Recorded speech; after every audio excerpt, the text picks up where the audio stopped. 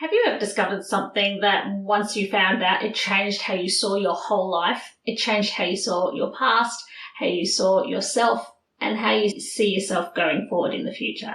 That happened to me in 2022, and I want to talk about it. Hey, my name is Olivia D'Souza. I'm dedicated to helping multi-passionate entrepreneurs turn their dreams into reality by building a career and a life they love and making a positive impact in the world. I'm a podcast and social media manager, a singer-songwriter, a kids music creator, a fadishta, a wife and a mum. I'm the secret weapon behind many 6- and 7-figure entrepreneurs, helping them shine a line and call in the people they are here to serve. And now I'm here to help you. This podcast is here to help you learn and be inspired. You'll learn about podcasting, lead generation, business, and all about the real life stories of people behind the businesses just like you. Think of it as a place to hang out with your like-minded business bestie who gets what it's like. So grab a cuppa and hit subscribe so we can hang out again. This is Magnetic Pod, the podcast. I am here and I'm ready to be brave. Cannot miss me, I'll stand on every stage. I'm available for my destiny to reach my people. Gonna be a star, so if you... So the reason I've decided I want to talk about it is because I really believe that when we share stories, we help each other, we recognise ourselves in each other's stories, and it really helps. I know that it helped with me, with what I'm going to share with you, so I hope this will help you in some way too. Okay, before I dive into it, remember to hit the subscribe button because I really want to stay connected and stay in touch, and also it helps other people find this podcast too, so if this helps you in any way, please hit subscribe. So I'm going to put this in context, I'm going to go back a bit. I'm going to go back to the end of 2021. I had been throwing spaghetti at the wall, and as far as my business went, doing lots of different things. I started at Jolly Joey's, my own music business where I ran music classes for kids, and that evolved into Livy Kids Music because I wanted to do my own original music, and then I wanted it to be under my name, so it was under Livy, as a character Livy with red hair, so go check that out. But I'd also do VA work for people, and that led to doing podcasting and social media, and then and some people would ask me how to do certain things, and I would create courses for that, but I was changing tack and changing what I focused on quite a lot, and I felt like that maybe people didn't know what I stood for or what I did. So at the end of 2021, I just felt like, no, I wanted to declutter in a way. I wanted to focus. I wanted to pick one thing and do that one thing and do it really well, and just do that for my messaging so people know, okay, Olivia does this. That's the go-to person. So I chose podcasting because I love podcasting. I love the storytelling. I love that you can go a bit deeper, a longer form content that you can also repurpose till the cows come home. Also because it tends to be people who are doing really good things in the world, who are wanting to change the world, make it a better place. Those are the kind of people that I find do podcasts, or at least that I find in my world, that are wanting to share some important content and help others and make an impact. And so I love the idea of being a podcast producer and helping people with that. So that's what I did, and I banged on about it, and my word for 2022 was consistency. But I did start to feel an itch to do some other things. Like I was doing my podcast, I really enjoyed it. I was getting emails from people saying that they were listening to it and following it, and it was really helping them because I was sharing how to do podcasting and the tips and all of that for that. But I was also feeling an urge that I wanted to share stories more. I wanted to get back to the connection and doing more than sharing tips for business, but stories from the heart.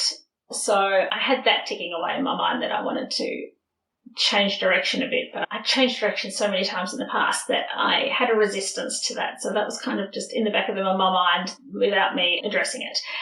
The other thing I was missing is my music.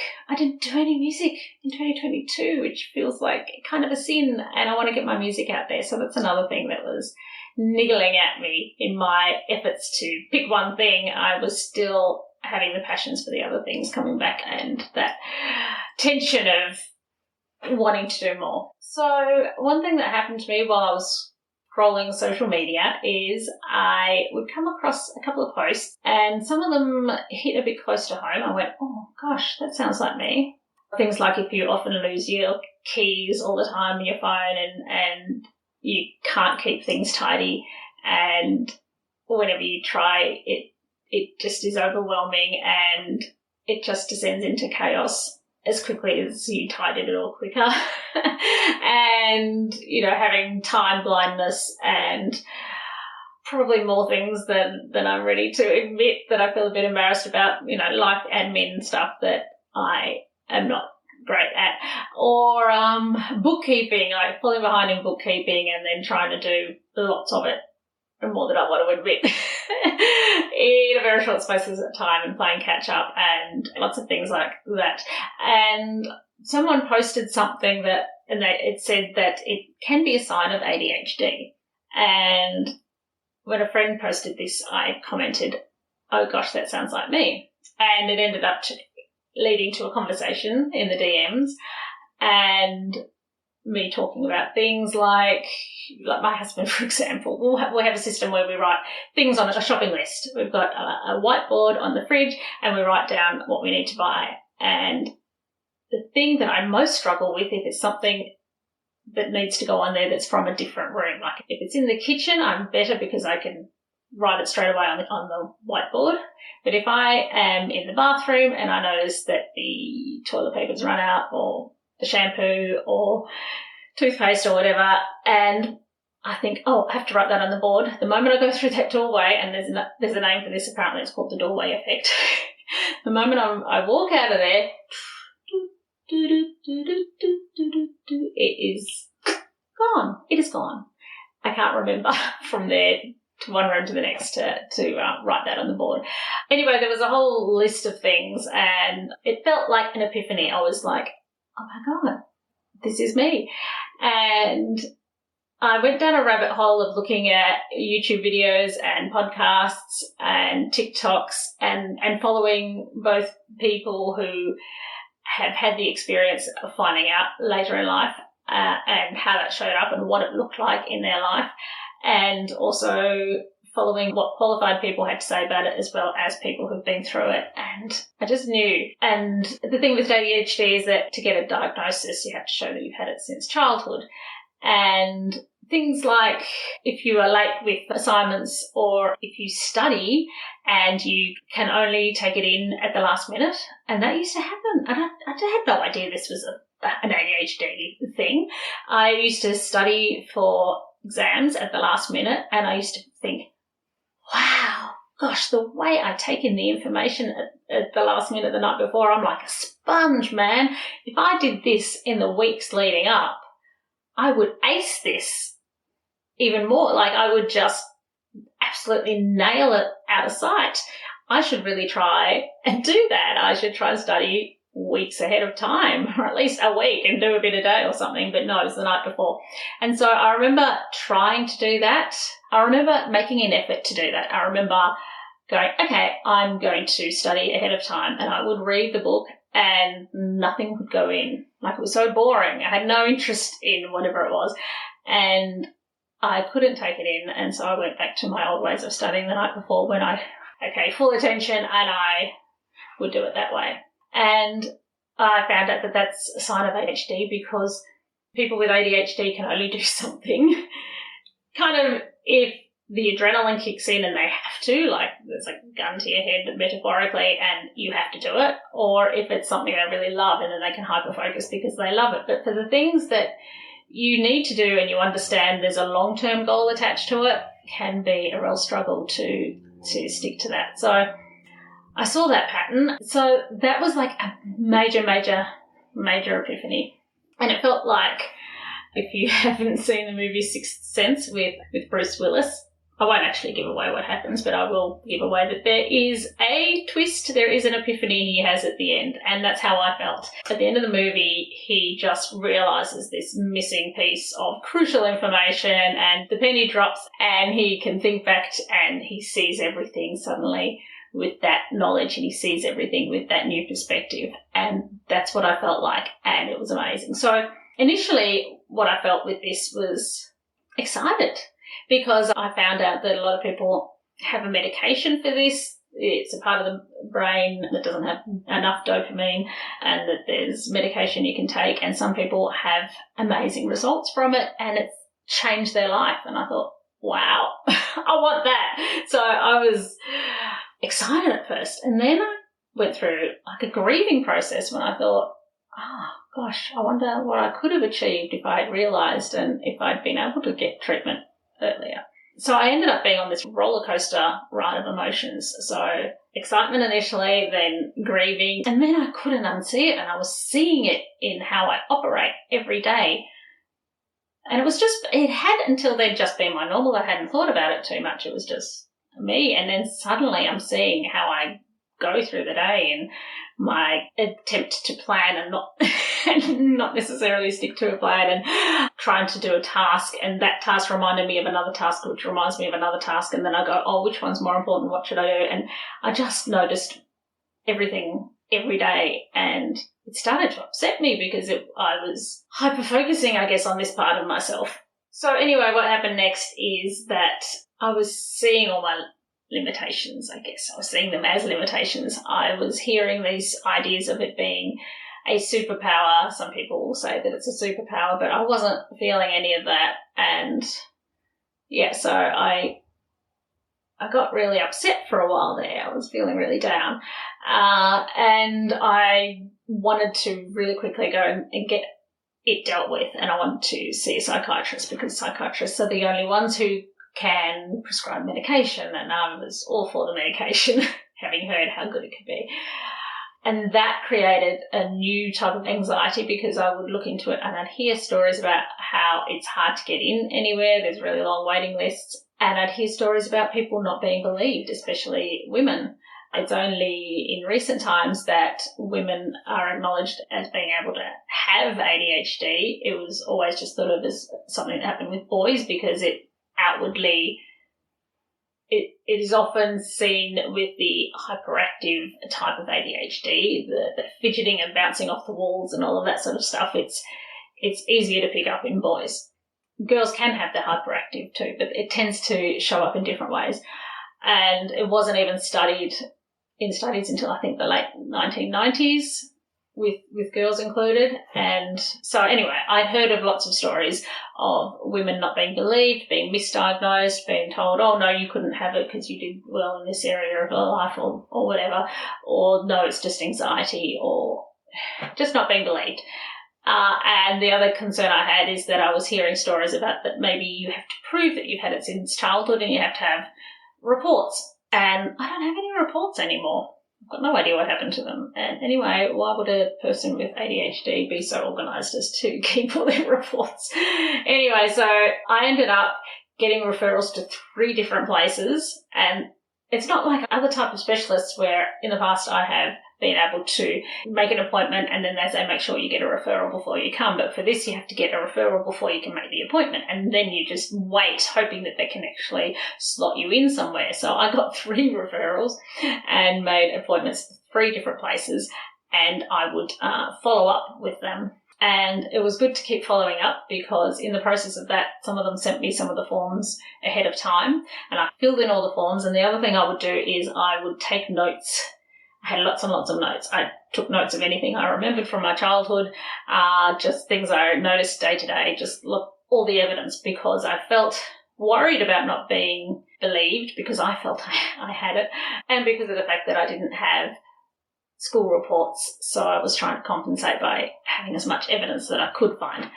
So I kept following up, and that was really worthwhile doing because one time when I followed up, I got a phone call and said, somebody's cancelled, would you like the appointment? Yes. And so I got in. And so I went along and I had all my piles of papers of forms I'd filled in from online tests, from things that they didn't even give me, but from the process of getting forms from other places and following up and all of that, I'd ended up with all these questionnaires. So I'd done them all and I had all these papers.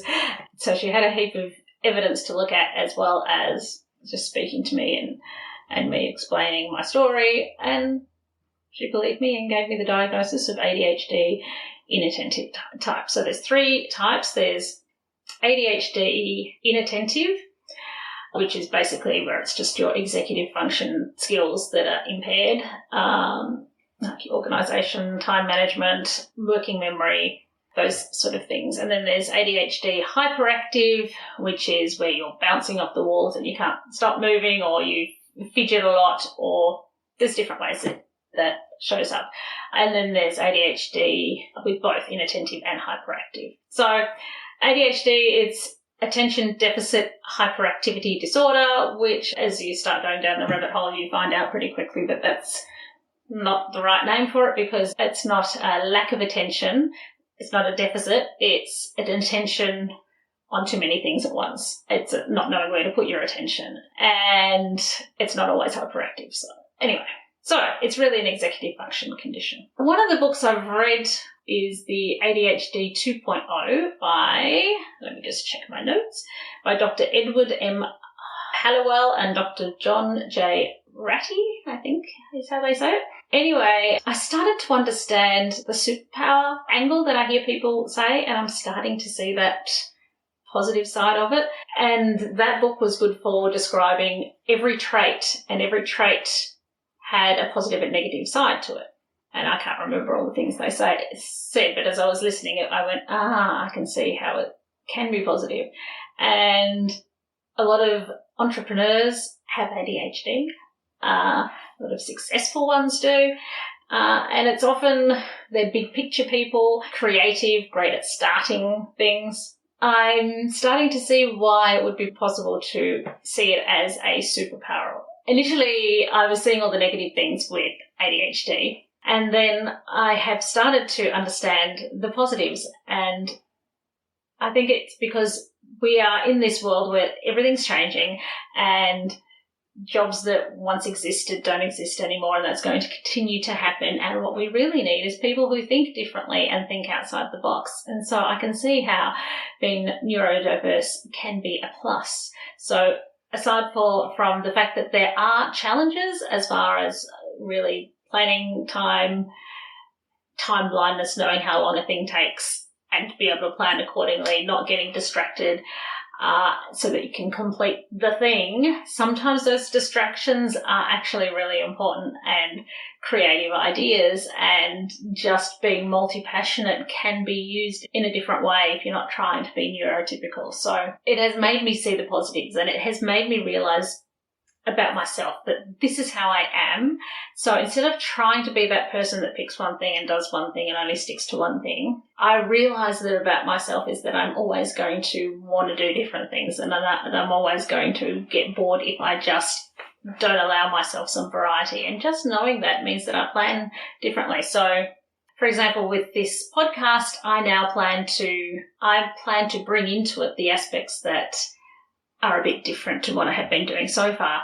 I had been sticking to my neurotypical type of advice of niche down, and the more you niche, the better, and stick to one thing and don't mix your messaging, and that all makes sense. But knowing that I have all these passions, I am planning to incorporate the things into this podcast. So it is still serving the same people. And so I've realised that I just needed to think about things a little bit differently. So the people I'm here to serve are people like me, so I can be myself.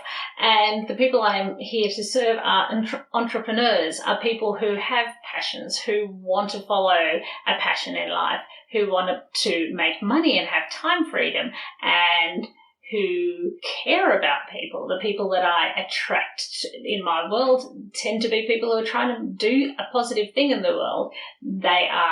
They've created their own businesses so that they can do the thing that they love, and it's also to help other people. So I can make a video about the highlights and the lowlights and the difficulties and the challenges and the stories and the passions and all of the things that might be relevant to someone who is like me, whether or not you're ADHD, but if you're here, you're an entrepreneur, you are here to make a difference, you want to make an impact, you want time freedom, you want to design the life that you want for yourself.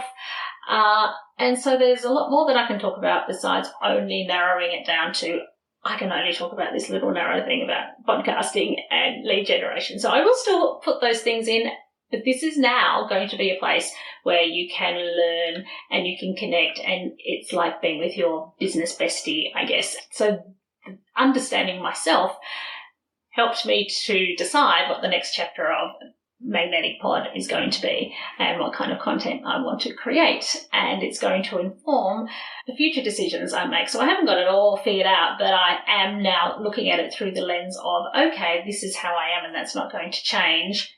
How do I plan accordingly? So I'm going to plan as someone who has lots of passions and interests and is going to get bored by sticking to one thing and one thing only. So let's see where that goes. I've been really interested to see that people like Jenna Kutcher, Marie Forleo, Denise, I don't know. Anyway, lots of successful people who are ADHD. I can see how it's a positive. I can see how it helps them. Jenna Kutcher had an episode where she talks about discovering it and how it helps her. So that was, go check that out. Like Gary Vee, for example. Now, he hasn't said he's got ADHD, and so I can't diagnose him.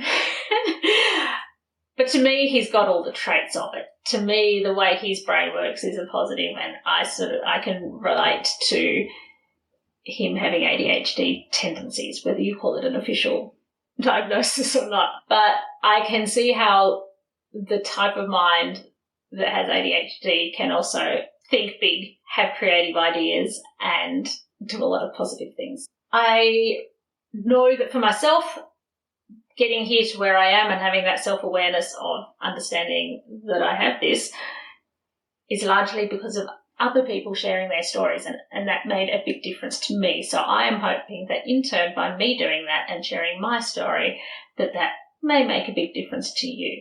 So if you are someone who can see yourself in parts of what I've said, I'd love to hear from you. Feel free to comment below if you're watching this on a video, or send me a message. You can DM me on Instagram, Livy Music Media, which is LIVVI Music Media, and love to stay in touch. Hit subscribe. I want to stay connected, and it also helps others to find this podcast, so that would be great. And if you love this, I'll see you next time. Bye. I am here and I'm ready to be brave. Cannot miss me, I'll stand on every stage. I'm available for my destiny to reach my people. Gonna be a star, so if you pass on me. Hello, it's Livy here. Have you ever wondered about what the key elements are that make a podcast truly stand out? Or maybe you're thinking about starting your own special podcast and feel a bit overwhelmed and don't know where to start. Well, I have something for you. Introducing the Ultimate Podcast Checklist. Da, da, da, da. It's a step-by-step guide that covers everything from the initial brainstorming to advanced growth strategies. It's the perfect companion for both new and seasoned podcasters. And the best part, it's absolutely free. Da, da, da, da. To grab your copy, simply head to the show notes of this episode and you will find a direct link there, and then away you go. Remember, every podcast started with that initial spark and the right resource, so let the Ultimate Podcasting Checklist be yours.